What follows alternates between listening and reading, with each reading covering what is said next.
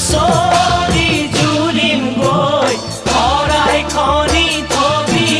সজাই মোৰাই ঐ শৰাইখনি থবি সজাই গাঁৱৰ ঘৰে ঘৰে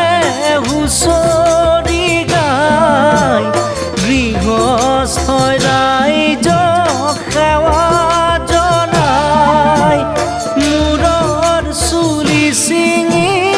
আশীৰ্বাদ কৰিছোঁ বছৰটি যেন কুশলে যায়